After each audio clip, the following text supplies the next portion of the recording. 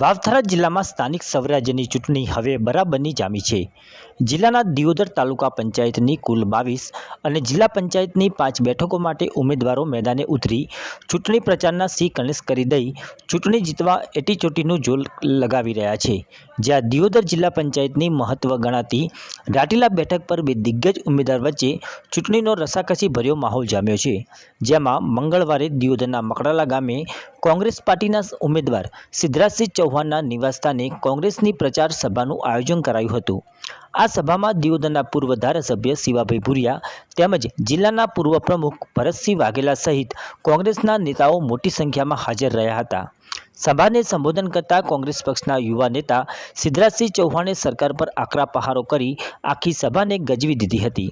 સભામાં કોંગ્રેસના ઉમેદવારે વર્તમાન ભાજપ પક્ષના ઉમેદવાર ઉત્તમસિંહ વાઘેલા પર નિશાન સાધી 10 વર્ષના શાસનકાળ દરમિયાન કોઈ કામ ના કર્યા હોવાનો આક્ષેપ કર્યો હતો. તો બીજી તરફ નામ લીધા વિના સ્થાનિક ધારાસભ્યને પણ ટાર્ગેટ બનાવી ભાજપના ઉમેદવાર સામે આકરા પ્રહારો કરતા રાજકારણ ગરમાયું હતું. આગેવાનો ભલે સત્તા હોય કે ના હોય પણ પ્રજાની વચ્ચે ઉભા રહે છે, એના કારણે આ મૌન ટોન મળ્યું. સત્તાવાળી શું છે? શિવબાતિયા ધારાસભ્ય નથી, શું મૌન સન્માન નથી? ભરતસિંહભાઈ ધારાસભ્ય નથી, શું મૌન સન્માન નથી? આખા ગુજરાતની અંદર તમે અહીંયા મૌન સન્માન થાય, કારણ કે કોંગ્રેસના આગેવાનો જમીન સાથે જોડાયેલા. એને ખબર છે કે આ ધરાતલ ઉપર સુખ દુઃખની અંદર કોણ કોમ આવવાનું. ખાલી વોટ લઈને રહેતો રહેવાનું, પછી કડી દેખાવાનું નહીં. 5 વર્ષ તાલુકા પંચાયતના 2 વખત પંચાયતના પ્રમુખ રહેલા છે હોમેવાળા ઉમેદવાર. તો જેટલો કામ કર્યો છે આપણા ગામમાં તાલુકા પંચાયતની અંદર, જેટલો કામ આપણે આલ્યા પ્રમુખ તરીકે એ તમે કહો મકડાલાની અંદર કે 14 ગામની અંદર હું ફરીને પૂરું છું. તાલુકા પંચાયતના પ્રમુખે જેટલો કામ આલ્યા તમને 10 વખત, જો 10 વર્ષ સુધી તાલુકા પંચાયતનો વહીવટ તમારા હાથની અંદર હોય અને તમે એ વહીવટ ના કરી શકતા હો, ઉપરથી ભાગલા પાડવાનું કામ કર્યું, ગ્રામ પંચાયતોને જુદી કરવાનું કામ કર્યું, જ્યાં ગ્રામ પંચાયતના લોકો કહેતા હોય એનાથી વિરુદ્ધ માત્ર ને માત્ર સ્થાનિક ધારાસભ્યના રિમોટ કંટ્રોલ તરીકે કામ કરવાનું કાર્ય એ હમેવાળા ઉમેદવારે કર્યું છે. ત્યારે હું આપ સૌને ખાતરી આપું છું કે આ વખતે જિલ્લા પંચાયતની અંદર કોંગ્રેસ પાર્ટીના ઉમેદવારોને અને સમગ્ર વાવથરાની અંદર કોંગ્રેસ પાર્ટીના ઉમેદવારોને જીતાડીને મેલો. વાવથરાની અંદર, બનાસકાંઠાની અંદર જો કોંગ્રેસ પાર્ટીનું બોર્ડ એ જિલ્લા પંચાયત તાલુકા પંચાયતની અંદર બેઠું તો કોઈની તાકાત નથી કે આપણા મીટર કાપવા માટે એક ગાડી ગોળની અંદર ઘૂસી શકે. આ શિવબા ધારાસભ્ય હતા, એક ગાડી નથી આવતી. હવે ચૂંટણી આવી એટલે બંધ કરી દીધું. તમારા હક અને અધિકારો માટે લડવું ન પડશે, અહીંયા લડશો. જેટલા સામ્ય અમારી પ્રજા માટે છે એટલા જ એગ્રેસિવ આ પ્રશાસનની સામે છે. જ્યાં જ્યાં લડવું પડશે અહીંયા લડશો. મકડાલા ગામે પ્રચારથી શરૂ થયેલ આ સભા ગજવ્યા બાદ રાજકારણ ગરમાતા ભાજપ પક્ષના ઉમેદવાર ઉત્તમસિંહ વાઘેલાએ પણ મીડિયાના માધ્યમથી કોંગ્રેસ પક્ષના યુવા નેતાને વળતો જવાબ આપ્યો હતો. ભાજપ પક્ષના ઉમેદવાર ઉત્તમસિંહ વાઘેલાએ વર્તમાન સરકારના ભરપૂર વખાણ કર્યા હતા અને પોતાના 10 વર્ષના શાસનકાળ દરમિયાન આ વિસ્તારમાં વિકાસના કામો કર્યા હોવાનો દાવો કરી કોંગ્રેસના યુવા નેતાને આંદોલનકારી નેતા તરીકે સરખાવ્યા હતા.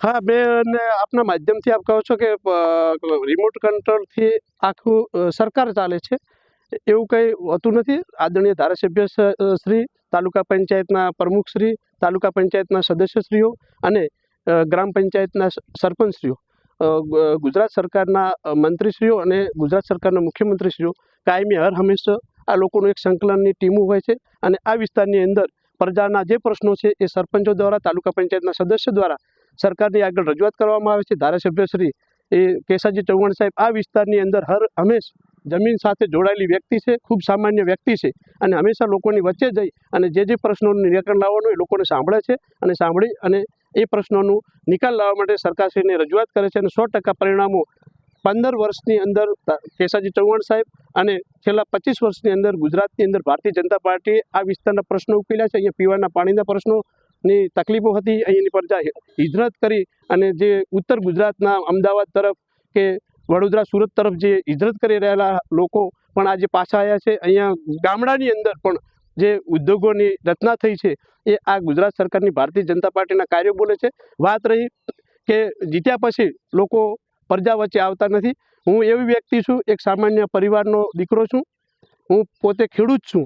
સાથે સાથે આ વિસ્તારની અંદર મારી રાટીલા જિલ્લા પંચાયત અને દિયોદર તાલુકાના દરેક લોકોના સુખ દુઃખમાં હંમેશા ભાગીદાર બન્યો છું. એમના ઘરે લગ્નનો પ્રસંગ હોય કે કોઈ મેણપેણનો પ્રસંગ હોય તો હું હંમેશા એમની સાથે સંકળાયેલો રહું છું. લોકો જોડે ગમે ત્યારે કોઈ પણ કામ પડે ત્યારે એમની સાથે ચાલી અને એમના પ્રશ્નો ઉકેલવાનો પણ પ્રયત્ન કર્યો છે. અને તમે જે નામથી કોઈના નામથી તમે વાત કરો છો, તો હું કોઈને વ્યક્તિગત કોઈની જોડે આક્ષેપ કરવા માંગતો નથી, પરંતુ એવું કહે છે કે જીતી અને જતા રહે છે. તો આપણે આ વિસ્તારની અંદર કેટલો ટાઈમ ગયા હતા અને કયા ગામડાનો કયો રસ્તો જોયો છે અને ક્યાં રહેતા હતા એ એમણે સમજવાની જરૂર છે. પણ યુવાન છે, કદાચ આંદોલનકારી નેતાઓ હોય, કાયમી કોંગ્રેસે લેવા દેવા વગર જૂઠા આંદોલનો કર્યા છે અને જૂઠું સાચી રીતે ભારત માતાની જય બોલી હોત તો બરોબર સારું હતું, પરંતુ ખોટા મોટા અવાજે રાડું પાડવી, ચીસું પાડવી અને લોકોને ઉશ્કેરવા, બરોબર તાળીઓ વાગે એનાથી ખૂબ ખુશ થઈ જવું એ વસ્તુ ખોટી છે. લોકોનું કામ કરી લોકો ખૂબ તમારા કામથી સુખી થાય અને એની આત્માનું તમને જ્યારે પુણ્ય મળે ત્યારે જ આપણે આત્મા કે આપણે રાજી થતા હોઈએ છીએ, આપણે ખુશ થતા હોઈએ છીએ. બાકી આ વિસ્તાર સાથે કાયમી સંકળાયેલા છીએ, 15 વર્ષથી લોકો સાથે કામ કરીએ છીએ અને ફરી વખત પણ 5 વર્ષ જિલ્લા પંચાયતના સદસ્ય તરીકે ચૂંટાઈ અને લોકો સાથે 100% કામ કરીશું, લોકો સાથે હળીમળીને રહીશું. ચાહે ચૂંટણીમાં જીત 100% છે, પરંતુ કદાચ 3-4 વર્ષ વહીવટદારોનું શાસન હતું ત્યારે પણ લોકો સાથે સંકળાઈ અને કામ કર્યું છે. એટલે આ લોકોની પ્રજા એ મારો પરિવાર જેવી છે, મારા કાર્યકરો એ મારા મિત્રો છે, મારા સાથે હંમેશા હરહંમેશ કામ કરતા છે. સાથે મારા વડીલો, ધારાસભ્ય હોય કે મંત્રીશ્રીઓ હોય કે આ વિસ્તારના આપણા માનનીય અધ્યક્ષ શ્રી શંકરભાઈ ચૌધરી સાહેબ હોય, મુખ્યમંત્રી સાહેબ હંમેશા આ વિસ્તાર માટે ચિંતા કરી છે. હમણાં ટૂંક સમયમાં નરેન્દ્રભાઈ મોદી પણ અહીંયા વાવ થરાદ નવરત્ન જિલ્લામાં આવી અને આ લોકોને ખૂબ કરોડો રૂપિયાના વિકાસના કાર્યોની ભેટ ધરી છે. એટલે એવા કોઈ આક્ષેપોથી લોકોએ ભ્રમિત થવાની જરૂર નથી. હંમેશા ભારતીય જનતા પાર્ટીની સરકાર લોકોની સાથે છે. અહીંયા ગુજરાતની અંદર ભારતીય જનતા પાર્ટીનું શાસન છે, દિલ્હીની અંદર ભારતની અંદર પણ ભારતીય જનતા પાર્ટીનું શાસન